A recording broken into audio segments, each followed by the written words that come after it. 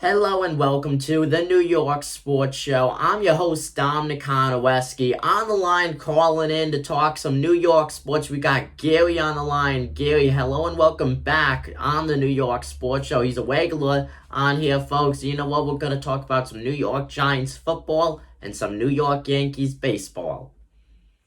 Hey, Dominic, how we doing? Happy New Year, everybody. Yeah, Happy New Year's, folks. Happy New Year to you, Gary. I'm doing well. Hope you're doing well, too. And you know what? The Giants, they're not doing well. 4-11 in the win-loss column and 267 win percentage. What went wrong this season? Pretty much everything. Brady quarterback. We have a coach who I absolutely like. I think he's way over his head. Too many injuries. They didn't address the offensive line. They wasted money on Kenny Galladay. I don't know. Just everything they did just went wrong. This team needs to be completely ripped down, rebuilt, start over again.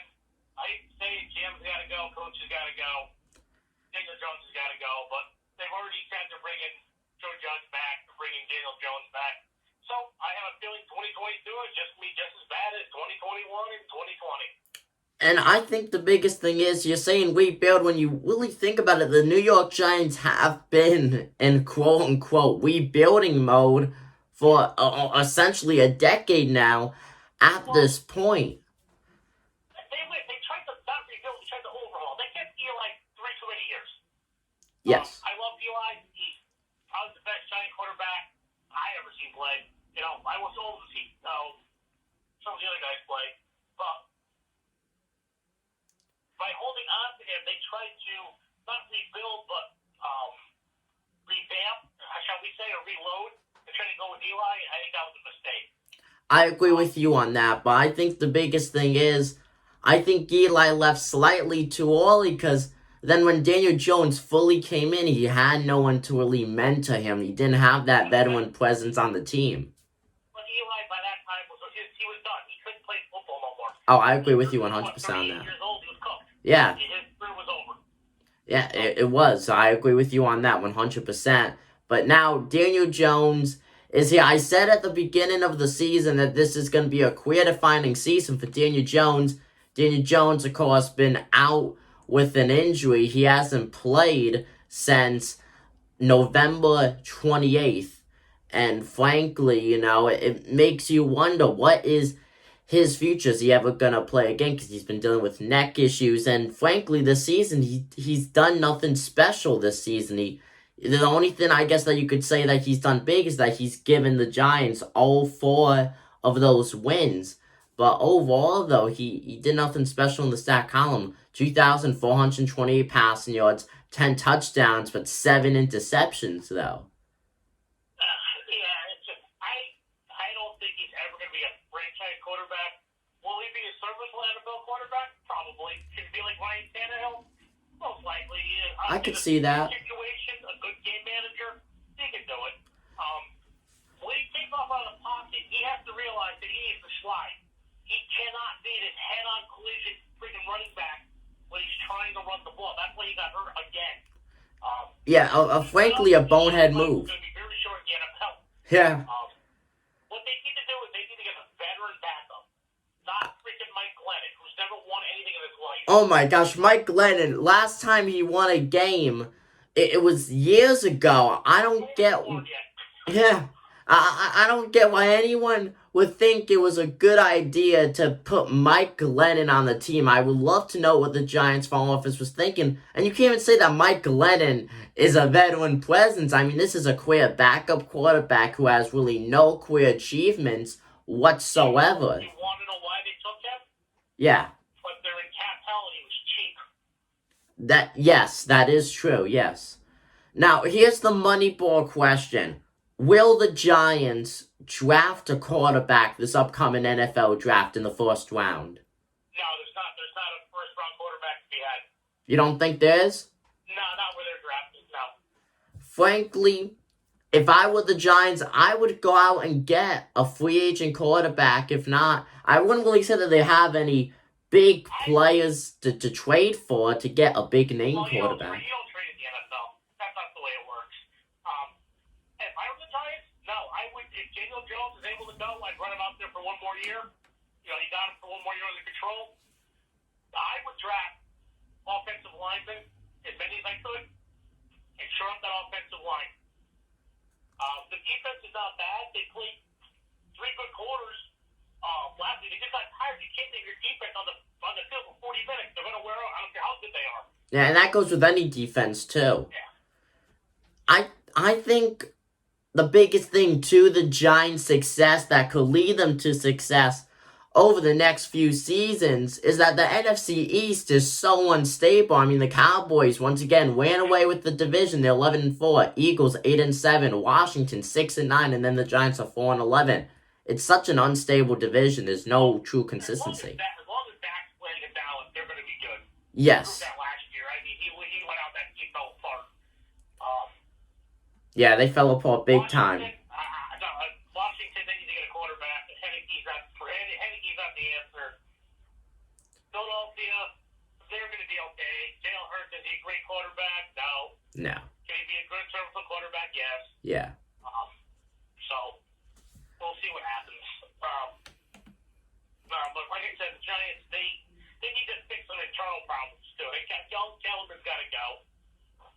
They need to get higher GM out of the Giants organization or family. They need some fresh blood, some fresh ideas of what to do. He was before, remember, before he came there, he was the Panthers GM, but he worked with the Giants for years before becoming their GM too, so. I'm just surprised, though, with Joe Judge. Joe Judge came out of the Patriot system. Really, anyone, player or coach that has come out of the Patriots and gone on different teams has had at least some kind of success with those teams. Name one coach who's come out of Belichick's coaching tree that's had any success. Has it any success? Nobody. Well, more player-wise, though, they have. Because Grable doesn't count. Even though Grable was one of his players in Tennessee, he never actually coached with Belichick. So, think about it. Josh McDaniels, failure. Charlie Weiss, failure. What the hell's his name? Eugene. He was probably better of them, but still failure. He was a Kansas City coach there for a while. I forgot his name. Another failure. Just everybody seems to come out of his tree. Just they don't. You're not. Everybody thinks you're getting Bill Belichick, and they're not. So. Matt Patricia.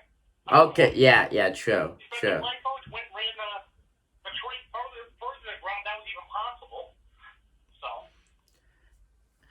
And now, Giants, they have 2 games left of the season. They go up against Chicago on the 2nd, and then on the 9th, they go up against Washington.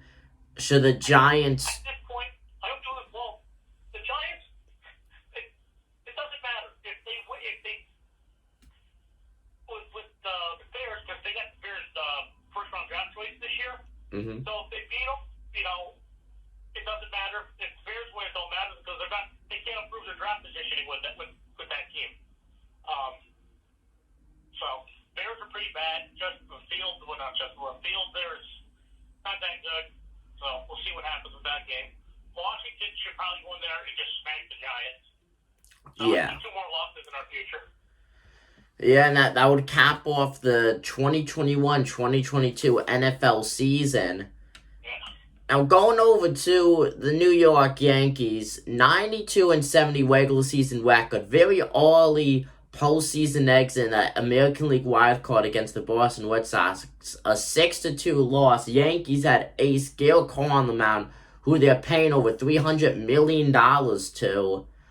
What went wrong in that wildcard game? Plain and simple, Derek Cole didn't live up to his contract that day. He did not. I tell you, it's going to happen. Sometimes pitchers just don't come up big in big moments. And he collapsed big time. 2 runs in the first, and then another in the third. He ended up being pulled. Lifted. Biggest. Some pitchers don't pitch well under pressure. But he has before in the past, so we'll see. It was just a one-off game, I think, in my opinion. But I mean, Hope so. look at the Yankees rotation. Injury wise, they're like a hospital. James Intalion, 2-time Tommy John. Luis Severino, Tommy John. Corey Kluber last season, he had a major surgery. Yeah. And then Jordan Montgomery, Tommy They John. invested pitching last year. And as of right now, they haven't this year.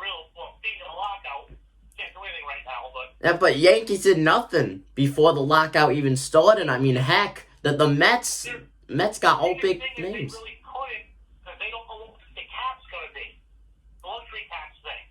With the Mets, they were $80 million under the tax already, so it didn't matter to them. They had the money to spend. The Yankees are right at the level that there is now.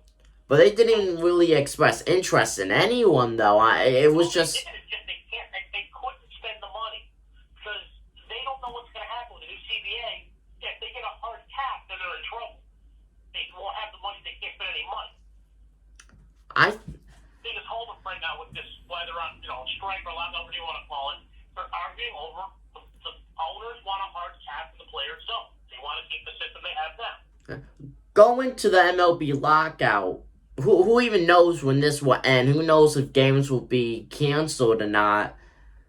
But the fact is, once this lockout gets taken off, everything gets back to normal. Yankees, depending on the cap space, they gotta make moves. They need at least another solid pitcher, and they need a guy on the team. I think allowing Andrew Velasquez to be pulled via waivers by the Angels and then releasing Odor. Yes, rooting at Odor. He batted absolutely horrible, below 210 on the season in the batting average category, but he was able to light up the team, though, off the bench and really provide them that energy.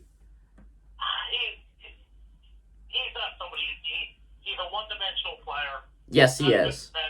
He only plays second. Yeah. That was a good thing to get rid of him. He was a stopgap just because they had so many injuries last year. He did. The thing with the Velasquez, you had a choice because you can only protect 40 players. So do you get rid of Andrew Velasquez or do you not put your prospects? Do you put them out there to get snagged in the role by a draft? So he's never going to be more than what they call a quadruple A player. He'll be a good backup somewhere. That's all he's ever going to be. That I agree with. Andrew Velasquez, he's not a starting role player. He's always going to be on the bench or coming up from AAA and being sent down whenever they need players. He was never going to. He was not a piece of the puzzle. He was not. All the players they let go, either it was timing. They weren't worth keeping to risk losing a good prospect over. How about Tyler Wade? Tyler Wade was worth keeping. Tyler Wade batting over 400 during that massive winning streak by the Yankees. He was electric this season. It was one of his best career seasons ever. And this is a guy who really never got a chance with the Yankees. But you know what? In the minors, he had a career batting average above 300 in the minors. The biggest reason they got rid of him is they couldn't send him down anymore to the minors. He ran out of options. Yes, he did on that. So, personally, I would make him a prominent part of the Major League squad. There just wasn't room for another 40 man. As it is, I think they're down to 30. They got it down to 35. They haven't signed anybody yet. So what are they going to do? They got to make room. Biggest player that the Yankees should get this offseason. A player? Yeah. Biggest name in your opinion, at least. I would trade for the first baseman in Oakland. In Oakland? Yeah. I don't want to see them spend crazy money on a shortstop. But now trading for the first baseman, that would get rid of Luke Voigt, most likely. Would that really be a great idea, though? I know a lot of Yankee fans want Luke Voigt out, but when you think about it, in that 60-game shortened season, he came top 10 in MVP voting, and I know he was out with injuries a lot this past season, but when he was healthy, though, he was hitting, and he was hitting hard. Yeah, I'm not worried about him. He plays. If he goes, he stays. That's fine. need a center fielder. Yes, they do. This is how bad he is. I'm a huge Yankee fan. I can't remember his name because they stay on the field. What's our center fielder there? Hicks. Yeah, I can't remember. He's not wrong. He's around so weak. I forget his name all the time. Jacoby Ellsbury has played more games than Aaron Hicks. When he stays healthy, he's one heck of a player. But we can't go to the season thinking Hicks is going to play center field. That's the only thing I would have done. I would have signed Phil Marte. I thought letting the Mets get him was crazy. But they overpaid for him. They way overpaid for him. 100% they overpaid for him. Remember, you paid for a 35 the season starts? Yeah. So, Overpaid 100%. I'm just happy, though, that Giancarlo Stanton was playing some outfield this most recent season. So he showed that he could still play outfield. Yankees, I wish they would bring back Brett Gardner. I know they won't, though. If they do, I'll be more than surprised. Brett Gardner, all Brett Gardner really does is just really have that veteran presence on the team. And he knows how to take pitches. You know, he's always done that. Brett will now be 39 starting next season. Oh, no. No team's going to want Brett Gardner. No team wants Brett Gardner right now. He already said it. The tank's running on empty. If he wasn't playing with the Yankees, he wasn't playing no more. Yeah. So it's time. It is. He won a World Series. He was a serviceable player for 15 years for us. He broke down. He got old. Would you consider Brett Gardner? Anymore. You can't do anything. Keep hormones going. So. Would you consider Brett Gardner a Hall of Fame player, or do you at least think that the Yankees will retire his jersey? Because he's no.